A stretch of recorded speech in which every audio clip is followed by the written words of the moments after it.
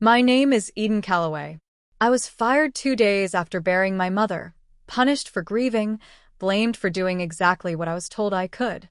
The betrayal crushed something inside me, but it didn't kill me. I stood up. I fought back. And when the dust settled, I chose my dignity over the job that tried to steal it. Stay with me until the end of my story, and when you finish, tell me, did I do the right thing? Would you have walked away too? I'm still listening. I only took 2 days. Just two. That's all it took for everything to come undone. It was raining in Chicago that Monday morning. The kind of rain that doesn't pour, just hangs in the air like it's not sure whether it wants to fall or float. I remember how it beaded across the windshield of the Uber, how the driver didn't say much except a glance at the GPS now and then. And I didn't speak either. What could I say? I had just buried my mother. I was going back to work. I was holding myself together with little more than a coat, mascara, and the memory of a woman who raised me to always show up, no matter how I felt. Walking through the glass doors of Velmorin Systems that morning, I expected the world to look the same. It didn't. The office felt colder than usual. Not in temperature, but in tone. People looked up at me the way you look at someone walking back into a room they weren't supposed to return to. Some offered tight smiles. Most just blinked and went back to their screens. Maybe they didn't know what to say. Or maybe they had already decided not to. I'd spent nearly 6 years in that building. My name was on almost every major project that had gone out the door since 2019. I trained half the team, pulled back-to-back nights during 2 different product launches, and hit every deadline, even the ones that were humanly unreasonable. I didn't do it for applause. I did it because I believed in showing up for the things you commit to. And for 6 years, I believed Velmorin believed that too. Apparently, I was wrong. My desk was exactly where I left it, folders aligned, passwords locked, screens wiped clean. I'd sent everything off to the temp who was filling in for me during the funeral, even left her a handwritten note with login instructions. I sat down, turned on my monitor, and for a second, it felt like I might be able to slip back into rhythm. Pretend the last 72 hours hadn't fractured everything I knew. Then I saw him. Marston Keene. My direct manager. My mentor. The man who once said I was the backbone of his team. He was in his office, seated at his corner desk like always, typing with that slow, deliberate rhythm he used when he was thinking ahead, about optics, about strategy, about how to stay 3 steps in front of everyone else. Our eyes met. Or, at least, I thought they might. Hard to say. He looked up, looked through me, then glanced back down at his screen like I'd been a glitch in his feed. That was new. Marston and I weren't close in a personal sense, but we worked in lockstep for years. He called me his closer more times than I could count. He once told the whole project team during Q4 kickoff that if he had to go into battle with only 2 people, I'd be one of them. I used to think that meant something. Turns out, it meant I was useful. Now? I was inconvenient. At 11:47 a.m., I got an email from HR. No subject line. Just, please join us in conference room 4A at 2 p.m. today. No details. No agenda. My heart dropped. It wasn't just the message, it was the way it looked like it had been copy-pasted. No warmth. No personal tone. Just cold blocks of black text. I'd seen this template before. Usually, when someone was being restructured. I tried to tell myself it was nothing. Maybe a check-in. Maybe paperwork. Maybe they just wanted to see how I was doing. But the voice in my gut, the one my mother always said to listen to, was growing louder by the minute. As I stood by the coffee machine in the break room, Claire from admin walked by. She didn't stop, just slowed enough to say under her breath, "He looked mad when he opened your desk this morning. Like, he didn't expect you to be back." She kept walking. Didn't look back. That's when I knew. It wasn't just awkwardness or corporate silence. It was a setup. Still, I had followed protocol. I had the email trail, the approval from Marston, the calendar entry, the handover documentation. I'd done everything right, even while grieving. But I also knew this place didn't run on fairness. It ran on favor. And favor was fragile. I buried my mother on a Friday. I buried my job the following Monday. I just didn't know it yet. The conference room smelled like cold coffee and paper. I walked in and saw Marston Keene already seated at the far end of the table, his laptop open but untouched. Beside him, a woman from HR, Dana something, sat rigid, her hands folded in front of her like she was bracing for a storm. Neither of them smiled. Neither of them stood. There wasn't even a chair pulled out for me. I grabbed the one closest to the door, dragging it a few inches just to make the point that, no, I wasn't going to sit meekly like a child sent to the principal's office. Marston didn't waste a breath. You left us exposed, Eden. Your absence compromised deliverables. His voice was flat, mechanical, like he was reading it off a checklist. No acknowledgement of why I had been gone. No mention of what I just lost. Just business. Cold, sterile business. I steadied my hands on the table. I submitted my leave request 2 weeks ago, I said. It was approved. By you. I have the email if you need a copy. Marston clicked his pen once, twice, 3 times. You didn't follow the proper chain of approval, he said, looking past me to some imaginary point beyond the wall. HR never processed your request. So officially you were AWOL. Absent without leave. The words hit harder than any shouted accusation. It wasn't just about paperwork. It was about erasing the legitimacy of my grief, rewriting it into a dereliction of duty. Dana didn't say a word. She didn't even look up. I sat there, feeling the floor tilt under me. Feeling like I was watching myself from somewhere else, like I was the ghost, and they were the ones still alive. You have 2 options, Marston continued. You can resign voluntarily, or we can proceed with termination for cause. My throat tightened, but I kept my voice even. I did everything by the book, I said. I have proof. Marston's lips barely twitched into a smile. Intentions don't erase consequences, he said. I didn't know you could grieve and be humiliated at the same time. But I learned. He didn't stop there. Because of course he didn't. If we allowed every personal tragedy to dictate workflow, we'd be bankrupt, Marston said, leaning back like he was offering some kind of life wisdom. You should have known better, Eden. Known better than to think a mother's death mattered. Known better than to think loyalty ran both ways. For a moment, I thought about throwing the email across the table, printing it out, shoving it in his face, demanding he read his own words. But something inside me, something quieter, steadier, told me not to. They had already decided who I was. Anything I said now would just be noise to them. So I stood up, smoothed my skirt, tucked my chair back in as carefully as if this was just another meeting. Marston didn't even flinch. Dana glanced up just long enough to give me a look that wasn't quite pity, wasn't quite approval. Just resignation. I walked out without saying another word. The air outside felt heavier than the rain had earlier. I didn't cry. I didn't scream. I just walked to my car, sat behind the wheel, and stared at the steering wheel like it might tell me what to do next. That night, I found myself at Seraph's Corner Cafe. Not because I had planned it. My feet just carried me there, like muscle memory from all the late nights I'd spent working on project deadlines with a laptop and an overfull mug. Laura Thorne was already there, sitting by the window, hands wrapped around a teacup, watching the streetlights blur in the rain. I hadn't seen her in nearly a year, not since she'd left Velmorin without much warning. She smiled when she saw me, but it was a soft smile. The kind that says I see you, and you don't have to explain. We didn't jump into pleasantries. We didn't pretend. Instead, after a few minutes, Laura leaned forward and asked quietly, "Do you want to stay? Or are you just afraid to leave?" I stared at her, the question hanging in the air between us, heavier than the rain. I didn't answer right away. Laura didn't push. She just sat back, waiting. Finally, I shook my head. "I thought I mattered there," I said. My voice cracked, but I didn't care. Turns out, I was just convenient. Lara's eyes didn't soften with pity. They sharpened with something closer to anger. "He's done this before," she said.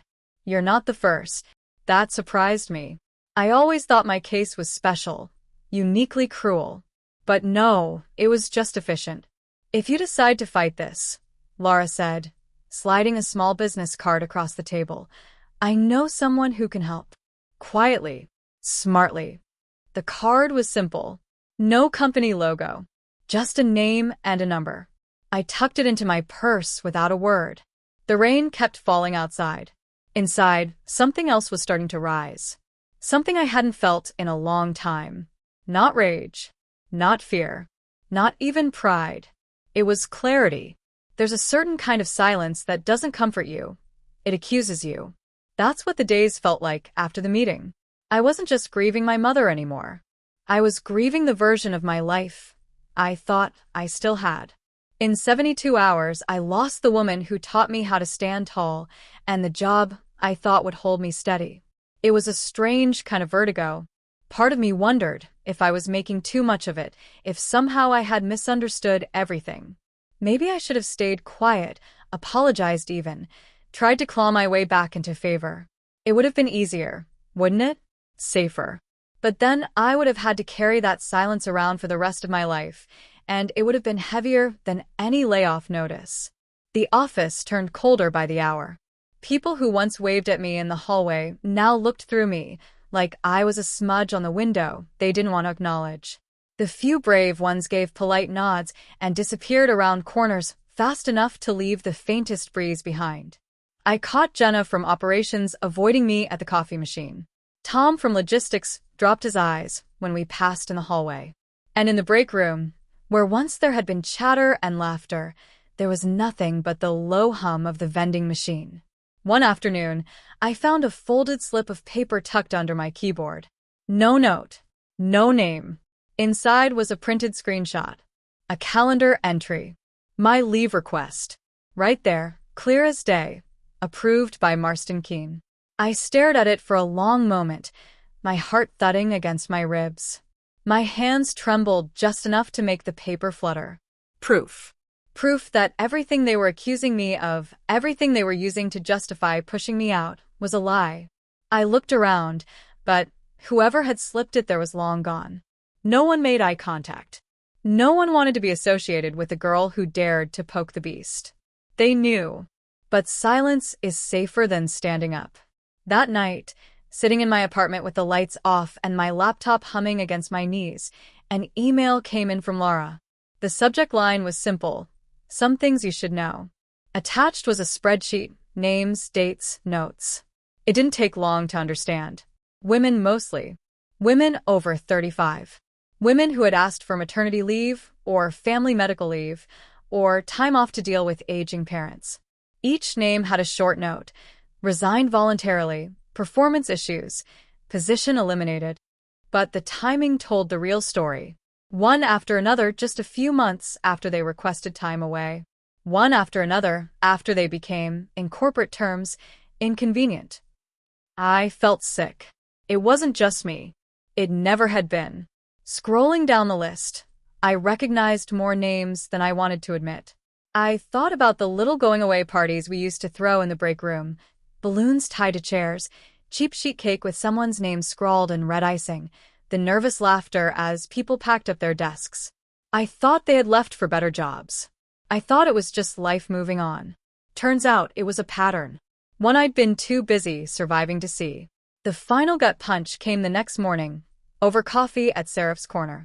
I met an old contact from accounting, a soft-spoken guy named Drew, who owed Laura a favor. He slid into the booth across from me, looking over his shoulder before he spoke. "I shouldn't be telling you this," he said, voice low. "But Marston's been pushing to cut headcount all quarter. Lower salary expenses. Inflate the quarterly savings. Management bonuses are tied to cost reduction this year." He didn't need to say more. By cutting people like me, and by framing it as voluntary departures or terminations for cause, Marston was padding the bottom line. And in doing so, he was padding his own pockets. It wasn't personal.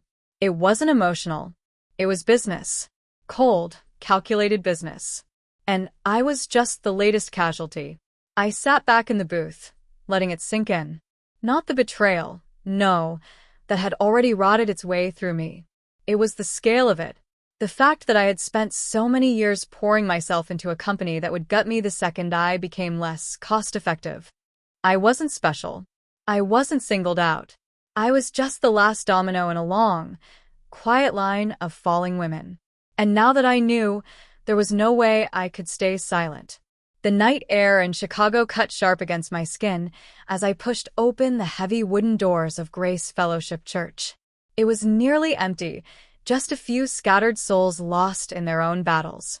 I slid into the back pew, my fingers trailing the worn wood, and looked up at the stained glass window that always caught the last bit of twilight. That was where my mother used to sit. Row 5, and seat, hands folded neatly even when the world was falling apart around her.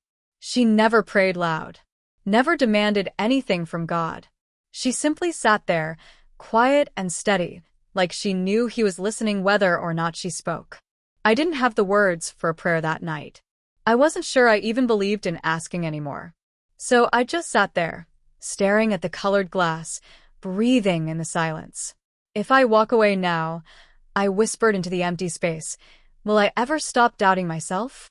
The question didn't echo. It just landed in the stillness, like a stone dropped into a bottomless well. I wasn't asking for my job back. I wasn't even asking for justice. What I wanted, what I needed was clarity. To know that walking away wasn't weakness. To know that protecting myself wasn't betrayal. Somewhere in the heavy silence, I realized my mother would have understood. She would have told me that dignity was worth defending, even if no one else clapped for it. By the time I stepped back into the night air, the cold didn't feel quite so sharp anymore. The next morning, I called the number Laura had given me. The voice on the other end was brisk but kind. Her name was Denise Harper, a labor rights attorney who had seen her share of corporate betrayal. We set a meeting for noon at her office just off Wacker Drive. I brought everything: emails, calendar invites, screenshots, copies of conversations, even a few shaky recordings I had taken out of instinct during the meeting where they pushed me out. Denise flipped through the stack quietly, her brow furrowing deeper with every page. When she finally looked up, there was a small, knowing smile tugging at the corner of her mouth. They may have underestimated the wrong woman, she said. She explained the process clearly. Filing a formal grievance internally first, then escalating to external action, if necessary. Her confidence wasn't cocky, it was seasoned. Like she had built it over years of watching companies think they were untouchable. For the first time in days, I felt a tiny ember of steadiness light up inside me. Not hope, not revenge, just steadiness. That afternoon, as I was walking back to my car, my phone buzzed. A message from Janelle, a former teammate who had kept her distance since everything went down. Hey, found something you should see. Thought you'd want it. Attached was a photo of a meeting whiteboard. At the top, under Team Status Update, was a note scribbled in blue marker. Eden's unexpected absence equals resilience concerns. Consider succession planning. It wasn't even coded. It wasn't even hidden. Marston had stood there, in front of the team I had given everything to, and reduced me to a resilience concern. Not a human being burying her mother. Not a senior project manager with 6 years of loyalty under her belt. A concern. An inconvenience. I stared at the photo until the edges of my vision blurred. Not from tears, but from the sheer weight of it. He hadn't just fired me. He had rewritten me. Turned me into a liability in the eyes of everyone who once shook my hand in the hallway. That night, I didn't cry. I didn't rage. I wrote. I sat at my kitchen table under the dull hum of a single overhead bulb and drafted the email to HR and the company's ethics committee. I attached everything: the approvals, the timeline, the financial incentive Marston stood to gain, the list of women pushed out before me, the meeting notes. I didn't lace it with anger. I didn't threaten or plead. I ended it simply. I write this not with anger, but with clarity. Some things are worth protecting. Dignity is one of them. I hit send. It only took a few hours after I hit send. By noon the next day, an email from the ethics committee landed in my inbox. Plain subject line, sterile language, but it might as well have been a thunderclap. We are opening an internal review of the matter. Please do not discuss it with anyone else in the company during the review process. The entire building seemed to tilt on its axis after that. At first, it was subtle. A few more glances in the hallway. Conversations that stopped just as I walked by. People who hadn't spoken to me in weeks suddenly sending little text messages, quiet ones. Hey, thinking of you. Hope you're hanging in there. Small cracks in the wall of silence. But no one spoke out loud. No one offered a seat next to them in meetings. No one wanted to be the person seen siding with me. And Marston? He said nothing. No sharp emails. No public reprimands. He just watched. And quietly started calling for urgent alignment meetings and status updates at odd hours, pulling key people into one-on-ones. It didn't take a genius to see what he was doing, controlling the narrative before it could slip out of his hands. Still, something had shifted. I could feel it under the surface, like the first crack in a frozen lake. It hadn't broken yet, but it would, if I kept pushing. In the quieter moments, though, doubt crept in. Was I doing this for the right reasons? Was this about justice, or just about getting even? Sitting at my kitchen table, sipping a too-cold cup of coffee, I found myself staring out the window at the streetlights, flickering in the mist. I whispered into the dark, barely audible even to myself. God, don't let me become what hurt me. I didn't want to win by becoming ruthless. I didn't want to lose the part of me that still believed in decency, even if the world didn't reward it. Later that night, Laura texted. There's a difference between vengeance and accountability, she wrote. You're choosing the latter. Simple words. But they settled something in me, like a stone dropped into water, calming the ripples. The next morning, a burner email account popped up in my inbox. Subject: for your records. No signature. No greeting. Just an attached file. I opened it with the kind of caution you save for ticking clocks. It was a financial report, internal, confidential, not meant for my eyes. It listed headcount adjustments, projected savings, and bonus calculations for the leadership team. And there it was in black and white. Marston had systematically reduced staff numbers, pushing out higher-salaried employees under the guise of performance concerns, and used the cost savings to boost his quarterly bonus by nearly 25%. Every person he pushed out, every project he short-staffed, added zeros to his own check. I read it 3 times, my stomach turning more each time. This wasn't just cruelty. It wasn't just personal pettiness. It was fraud. Plain and simple. And my firing had been one small piece of a much bigger, much dirtier puzzle. For a long time, I just sat there, staring at the report, feeling the full weight of it settle onto my shoulders. The betrayal wasn't sharper because it was about money. It was sharper because it had never been about me at all. I hadn't been wrong enough to fire. I had just been expensive enough to cut. There's a kind of betrayal that leaves you angry. And there's a kind that leaves you clean. I closed my laptop slowly, breathing deep, feeling that clarity settle deeper into my bones. This wasn't just about my job anymore. It was about every name on that spreadsheet Laura had sent. Every woman who had walked out quietly, thinking maybe she hadn't been good enough after all. Every good person who was traded like a line item for someone else's payday. I tucked the printed report into a folder with the rest of my evidence. No more hesitation. It was time to stop thinking like a casualty and start moving like a witness. There's a line you cross when you stop fighting just for yourself and start fighting for something bigger. I crossed it the night I sat under the flickering light in my living room, the air heavy with the smell of burnt coffee and unanswered prayers, and printed out the EOC complaint form.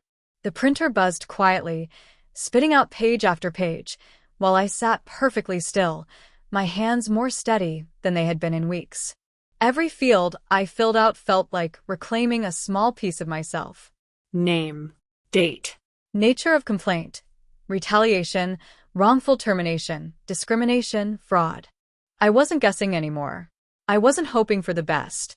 I had the receipts, cold, undeniable, and a growing list of people who deserved better than the silence we had all been forced to swallow. The next morning, the city woke up in a blur of wet sidewalks and tired horns. I sat at my kitchen table, the form lying between my palms like a quiet declaration of war. Before I could second-guess myself, I called Laura. She picked up on the first ring, like she had been waiting for this moment. I'm not doing this for revenge, I told her, my voice low but certain. I'm doing this so they stop doing it to people like me. There was a pause on the line, a soft kind of weight that settled between us. Then Lara gave a small, knowing chuckle. "Good," she said. "Because justice that starts from anger usually ends in ashes. But justice that starts from truth? That changes things." By noon, the complaint had been submitted. It felt strange, how something so life-altering could happen with just a click of a button. No trumpets. No fireworks. Just a quiet, invisible shift in the world. But I wasn't naive. I knew Velmorin. I knew how companies like them worked, how they stretched investigations until memories blurred, until the bruises faded, until people grew weary and moved on. I wasn't going to let that happen. So I went further. Through a friend of Lara's, I was introduced to Michelle Torres, a journalist with a Chicago Business Review known for pulling back the glossy curtain on corporate America. We met at a tiny cafe tucked into a corner of Wabash Avenue, the kind of place where nobody asked questions if you stayed too long over a single cup of coffee. Michelle had a firm handshake and eyes that didn't flinch. I didn't give her my name for the story. I didn't need to. I handed her everything. The financial records, the dismissal patterns, the performance evaluations doctored to push people out, the bonus calculations that made it all make sense. She listened without interrupting, her pen moving in slow, deliberate circles in the margins of her notebook. After a long moment, she closed the folder and looked up at me. "Truth has a way of getting louder," she said, "the more people try to bury it." It was the kind of sentence that sticks to your ribs. 1 week later, the article dropped. No flashing sirens. No screaming headlines. Just a quiet, devastating narrative that tore through the polished surface Velmorin had spent years constructing. Layoffs disguised as restructuring. Bonuses padded by betrayal. A culture where loyalty was punished the moment it became inconvenient. Inside the building, you could almost feel the air thicken. HR sent out a stiff email about reaffirming our commitment to ethical standards. Department heads scrambled into impromptu meetings, shifting priorities they once declared immovable. Marston? He paced the hallways now, pulling people into closed-door conversations, his face growing redder by the hour, his grip on the narrative slipping like sand through cracked fingers. By the end of the second day, it was no longer whispers. It was full-throated conversations at vending machines, in stairwells, in parking garages. People weren't just scared anymore. They were angry. They were awake. At the next all-hands meeting, Marston stood at the front of the room, his knuckles white against the edge of the podium. "We will address all rumors legally," he said, his voice strained and brittle. "Until then, I expect everyone to focus on delivering excellence." Silence answered him. No polite applause. No nods of support. Just rows of stony faces, watching a man who had once commanded loyalty now wrestle with the slow collapse of his own authority. And there, tucked somewhere in the back of the room, a seed of doubt took root, the kind that grows fast when you realize the people running the show aren't who you thought they were. Later that night, as I washed the last of the dinner plates, my phone buzzed against the counter. Unknown number. For a breath, I thought about letting it ring out. But something deeper, something certain, told me to answer. "Miss Calloway?" A woman's voice said, crisp but not cold. "This is Marissa Green, CEO of Velmorin Systems. I'd like to speak to you directly. Off the record. Can you meet me tomorrow morning?" I didn't hesitate. "I'll bring my notes," I said quietly. And my voice. I hung up and leaned back against the counter, the city lights outside my window blurred by rain. I wasn't surviving anymore. I was standing. And this time, I wasn't standing alone. The next morning, the city was still waking up, but I was already standing at the front doors of Velmorin's downtown headquarters. I carried nothing but a slim folder tucked under my arm, and a heart that, for once, didn't tremble. The lobby smelled like polished marble and burnt espresso, the usual hum of busy footsteps replaced by something quieter. Hesitation, maybe. Fear, even. I moved through it like a ghost who had already decided what she needed to finish before she left. Marissa Green was waiting in a plain, unmarked conference room on the 12th floor. No assistants. No HR rep in a stiff blazer. No legal counsel perched like vultures at the corners. Just her, a yellow legal pad on the table, a pen resting neatly on top. When I stepped in, she didn't smile. She didn't frown either. She simply nodded toward the chair across from her. I sat down without a word, the soft scrape of the chair legs on the carpet louder than it should have been.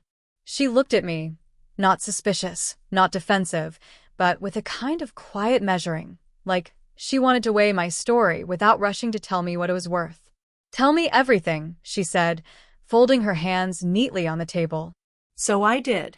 I told her about the timeline, the email trails, the leave approval, the false accusation of abandonment. I told her about the forced resignations, the systemic pattern, the bonuses tied to broken lives. I laid it all out. The documentation, the spreadsheet Laura had unearthed, the anonymous tip-offs, the financial manipulation. I didn't embellish. I didn't strip it bare. I simply handed over the truth, piece by heavy piece. When I finished, Marissa leaned back, exhaling sharply through her nose like someone blowing out a matchstick. For a moment, she said nothing, just stared at the table between us, as if seeing the rot that had been growing beneath her watch.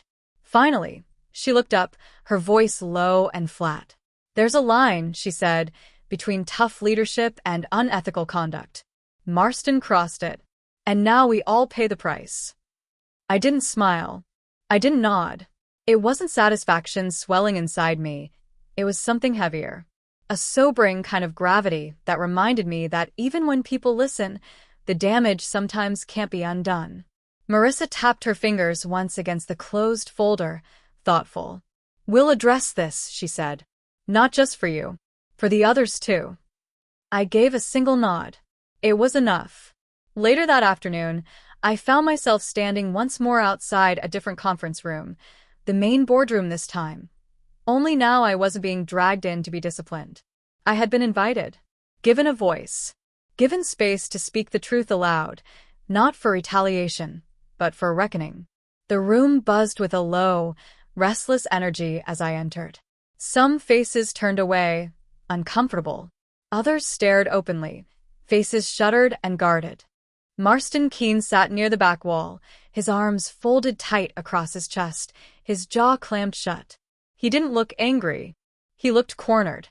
I walked to the center of the room, folder tucked loosely in my hand, not to read from, but to remind myself how much evidence truth really had.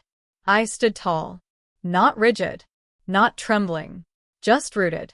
"I gave 6 years to this company," I said, my voice carrying across the space without effort. "And I never asked for special treatment, only fair treatment. I wasn't weak when I grieved. I was human. That should never be punished." No one shuffled papers. No one coughed or whispered or stared down at their phones. I let the silence settle over them like a slow, rising tide. "When loyalty becomes disposable," I continued, "when humanity is treated like an obstacle to productivity, you lose more than just good employees. You lose trust. You lose soul." The words felt heavier once spoken aloud, hanging thick in the air, pressing into every polished surface of that sterile room. I took one more breath, not to steady myself, but to mark the moment, and finished with the only thing that really mattered. "You don't get to take my dignity and call it a business decision." I didn't wait for anyone to respond. Didn't look around to see who agreed or disagreed. I turned, folder still tucked under my arm, and walked out without a glance behind me. No one tried to stop me. No one dared. Outside, the late afternoon air hit my skin like a benediction. A cool, crisp real. For a second, my knees almost buckled, not from weakness, but from the sheer release of carrying that much weight for so long. It wasn't victory that I felt. It wasn't triumph. It was freedom. The kind no one can hand you.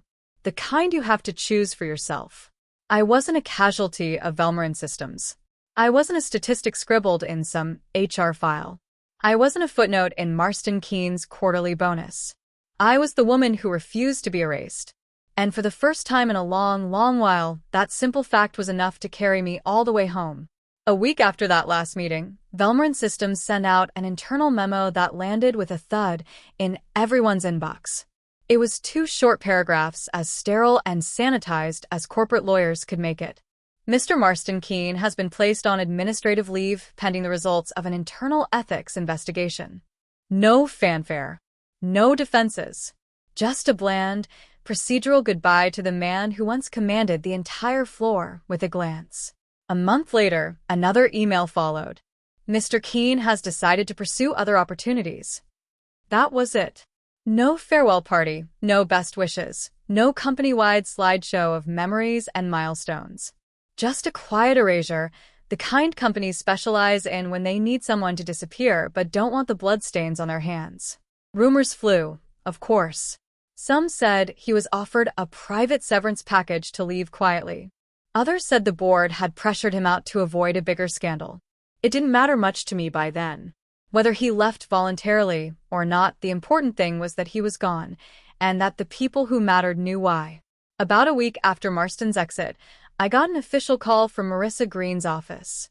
They offered me my old job back, along with a generous settlement package, a formal apology letter from the board, and a promise that the environment would be better aligned with our values going forward. I listened politely. I even thanked them for the offer. And then I said no. I'm grateful for the gesture, I told the HR director on the phone, but going back would feel like asking the past to rewrite itself. I've already forgiven it. I don't need to relive it. I meant it too. Forgiveness wasn't about forgetting. It was about choosing not to let someone else's brokenness define your future. I packed up my little apartment in Chicago 2 weeks later and drove south, crossing state lines with the windows down and the radio up. I accepted a position at Beacon Analytics, a smaller tech firm in Austin, Texas. Less prestige, less pressure. A place that cared more about people than optics. On my first day, I found myself sitting at a corner desk near a big window that overlooked a row of oak trees. Sunlight spilled across my keyboard, and somewhere in the distance, someone laughed. A real laugh, not the tight, forced chuckle I had gotten used to at Velmorin. I opened my laptop, logged in, and for a moment, just sat there, letting it all soak in. Still here. Still whole. Still me. No title stitched to my chest like armor. No corporate ladder to cling to like a lifeline. Just me, flawed, tired, grateful, starting over not because I had to, but because I chose to. Later that week, I sat in a cozy little coffee shop near the office, drafting a message to Laura. Thank you for seeing me when I couldn't see myself. For reminding me that walking away isn't giving up, it's choosing to protect something worth keeping. I hit send and leaned back in my chair, letting the late afternoon sun warm my shoulders. Somewhere in that golden haze, I thought about everything I didn't leave Velmorin with. No plaques. No promotions. No triumphant send-off. But none of that mattered. I didn't leave with an award. I didn't leave with applause. I left with my name intact. And in a world that trades worth for silence, I think that's the loudest thing I could have done. I gathered my bag, stepped out into the street, and walked into the sunset, shoulders back, head high. This time, no one erased me. This time, I wrote the ending myself. Sometimes the hardest thing we'll ever do is simply to stand our ground when it feels easier to disappear. Maybe you've been there too, caught between staying silent to survive or speaking up to truly live. If this story reminded you of a moment you had to choose yourself, I hope you know you weren't alone then, and you're not alone now. If you felt something today, even just a little, I'd love for you to stay with me on this journey. There are more stories to share, and maybe a few more pieces of ourselves to find along the way.